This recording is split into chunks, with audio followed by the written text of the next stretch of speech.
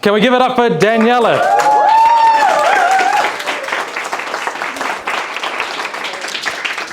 Oh, you do your own introduction? Yeah. Yeah. I'm not alone. And with your fan crew. I love this. Is it There we okay? Okay. The stage is yours. I can see that. Yes. So let's get to know each other a little bit. How many of you are team leaders, people managers? I need a rise of hands. How many of you are parents? That's worse. Okay. How many of you have worked with a coach? And I don't mean the physical training, I mean the people asking questions. Oh my God, okay, half the room. How many of you like to learn and develop themselves? If someone's lying, I'm gonna catch you. Okay, so now I know you, now you know me. I'm Nazim. I'm a learning and development professional in a global IT company, people manager, parent, and a certified coach. Before I had kids, I went to friend's family and I said, hey, how do you handle a baby? And they said, look, you have to be tender, but firm. And this stuck with me for quite a while. And I was like, I can apply this for practically any area of my life.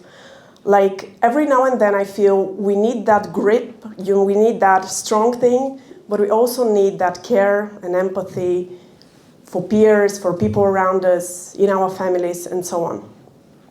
So what I'm going to talk about today is called the high support, high challenge matrix. And this is why I have a couple of friends with me. So George would be representing high challenge, and then Radi would be representing high support. So high support there, high challenge there. Then I'm moving over here, and it's not a fun place to be. That's called the abdicate quadrant. Low support, low challenge. Not much happening, you're freezing. I don't want to spend time here. Now I'm moving to George, and I'm moving to high challenge, but low support. It's the dominate quadrant. And we can say that when deadlines are tight, things are crazy, maybe we need a bit of a push, right? We need a bit of a stretching ourselves, stretching people around us so we get what we want to achieve. But again, not a fun place in the long term.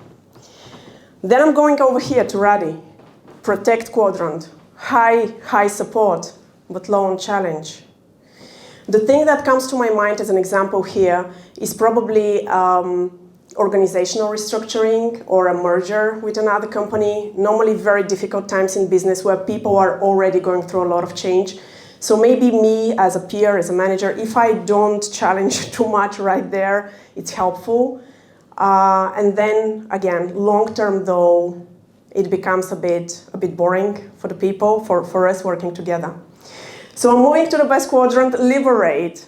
High on support, but also high on challenge. Sounds great in theory. I want to live here forever. I want to provide high support, high challenge to my kids, to my peers, to my boss, to my reports, right? The big question is how. And I'll here relate to George. You have to start with self.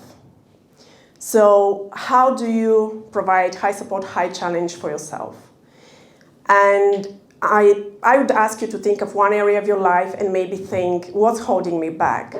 Are you too high on support, low on challenge, or maybe low on support? How do you come here and make things different? And normally, would you agree that first thing, like what's holding me back, you'd say time. I don't have the time. I don't have the money. I don't know, this boss is like limiting me, or my wife is always nagging me. But then ask yourself one more time, what's holding me back? And then one more time, what's actually holding me back? What's actually holding me back? Until you get to a pattern, until you get probably to a limiting belief of yourself, and then, helping others, helping yourself, like you try to get out and get in that Liberate quadrant. Now, when we talk about others, bringing others to the Liberate quadrant, the only trick I have figured out so far is that you have to know those people. You have to spend quality time with them, again, whoever these people are. And once you build the foundational trust, the really beginning of it, I have one more question. which is how do I make your life difficult? And it's not an easy question, because you admit you do. Some parts of you make your family's life, your peers' life, someone in your life difficult.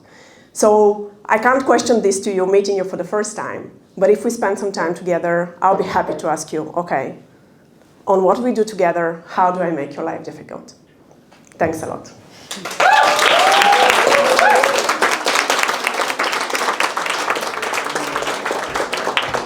Amazing. Thank you so much. Timing worked. Yeah. So good on the timing, right on point. Loving it. I think it really, the way that I come across this conversation as well, I really love the conversation that Daniela is all about the balance, and maybe it's just another way to articulate it, is the balance between certainty over here and the uncertainty over here. And the interesting thing is, if you follow Tony Robbins, his core 6 human needs, both certainty and uncertainty, are on that list. And so what does that mean? Well, we need to be seeking them both. But isn't it interesting how in our human experience that we create together, we're always seeking more certainty, more comfort, more of the stuff that keeps us small without having to step out of that uncomfort zone. But when we seek discomfort, well, that's where growth lies. And that's where we become more and create more of the life that it is that we love. So it's such a great demonstration for all of you that are speakers here tonight, coming up on stage and stretching yourself, because honestly, it is really uncomfortable standing up here in front of all the eyes looking. So thank you. Thank you, Daniela, for a fantastic quadrant. I really like that. Amazing.